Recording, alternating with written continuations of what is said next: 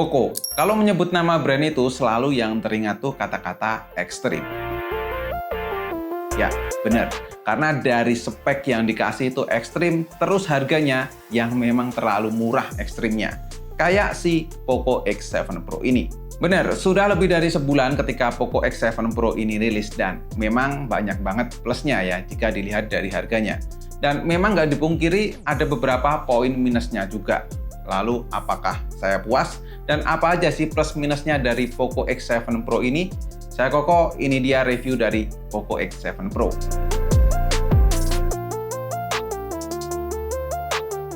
Seri X itu memang seri performanya dari Poco. Jadi si Poco X7 Pro ini memang mengunggulkan dari segi performanya. Dimensity 8400 Ultra yang memang performanya tuh ngebut ya.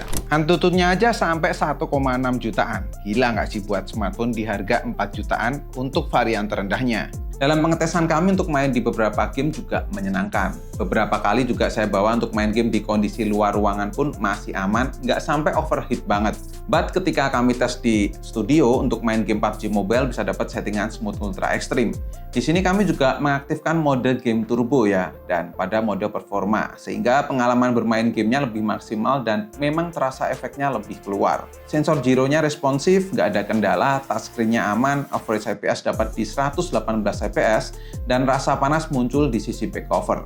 Dalam 30 menit bermain, baterainya berkurang 8% dengan suhu naik di 44 derajat Celcius. Terus kalau diajar dengan game berat kayak di Genshin Impact gimana? Pakai settingan rata kanan mode 60 fps di Poco X7 Pro ini ternyata bisa stabil dan smooth, tapi sayangnya hanya di menit-menit awal saja. Terus selanjutnya ngedrop di 40-an fps, lalu terasa suhu lumayan hangat dan bahkan ngedrop lagi di 30-an fps. Tapi akan naik lagi ketika suhu stabil. Secara average sebenarnya bisa dapat di 42 fps. Terasa kalau performanya dibatasi untuk menjalankan game ini pada settingan rata kanan. Kalau mau playable, mendingan pakai settingan default atau rata kiri di 60 fps. Dalam 30 menit bermain, baterainya berkurang 9% dengan suhu maksimal di 46 derajat Celcius.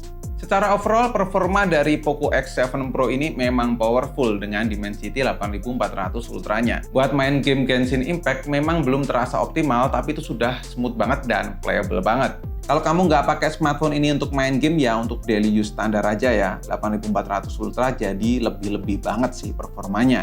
Apalagi RAM 12GB LPDDR5X plus 512GB UFS 4.0 itu ngebantu banget buat loading segala macam aplikasi. Atau buka dua aplikasi jalan bareng kayak gini nih juga smooth. Refresh rate 120Hz berasa kepakainya kalau pas lagi browsing kayak gini. Saya sendiri hampir nggak ada keluhan di sisi performa, beneran bisa diajar habis. Sedikit yang mengganjal hanya di beberapa momen pernah mengalami force close ketika buka aplikasi. Mungkin ini hanya bug kali ya. Next, kalau ada update firmware lagi, mungkin akan baik-baik saja. Baterainya pun gede ya kan, 6000 mAh, dimana kami pakai untuk seharian juga bisa banget. Upgrade dari sisi performa ini berasa banget. Cocok deh buat kamu yang mau ganti dari X6 Pro ke X7 Pro. Nah, lanjut. Yang kedua saya mau bahas soal kameranya. Memang sih, ini setupnya juga cuman dual kamera. Tapi surprisingly ini tuh cukup banget loh. Setup 50 megapiksel aperture f1.5 OIS dan ultra wide kamera 8 megapiksel aperture f2.2 untuk kamera belakangnya. Di mode auto secara general warnanya lebih ke natural, nggak overexposure, detailnya bagus dan ngehandle backlight pun juga bisa. Skin tone terbilang cakep dengan mendekati warna aslinya, bahkan keringat yang ada di bawah hidung ini juga kelihatan. Pakai digital zoom 2 kalinya juga masih detail. Kalau untuk mode red landscape, dynamic range-nya juga oke. Nggak sehebat smartphone di 5 jutaan, tapi memang untuk kelas 4 jutaan ini sudah terbilang bagus. Jika di kondisi indoor dengan pencahayaan yang cukup, hasilnya juga masih oke, walau processing-nya sedikit lebih lama. Ada muncul sedikit noise, tapi hampir nggak kelihatan. Yang cukup susah yaitu fokusnya. Sony IMX882 memang bisa diandalkan ketika dalam kondisi kurang cahaya, tapi mungkin perlu sedikit pembaruan software supaya hasilnya makin ciamik. Karena dari segi penangkapan warna dan cahaya ini menurut saya oke banget loh, nggak ada yang over. Terus kalau mode portrait cukup rapi sih. Baik di luar ruangan dan di dalam ruangan, deep of field-nya berasa. Warnanya juga konsisten dengan mode auto tadi. Ada beberapa poin yang miss blur-nya tapi cukup dimaklumi karena terlalu rumit.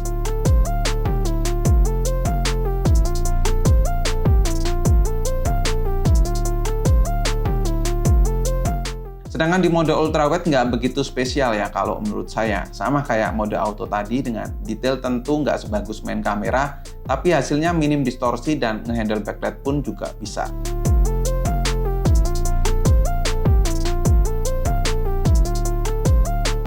Nah, begitu pula di kamera depan tuh ada kamera berukuran 20 megapiksel di mana hasilnya natural aja gitu. Cukup banget kalau untuk selfie, backlight juga kehandle dengan baik.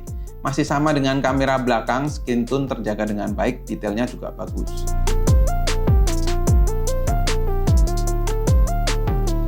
Lanjut di perekaman video, hasilnya cukup smooth, bisa banget ini untuk vlogging karena warnanya memadai banget, baik kamera depan maupun kamera belakang.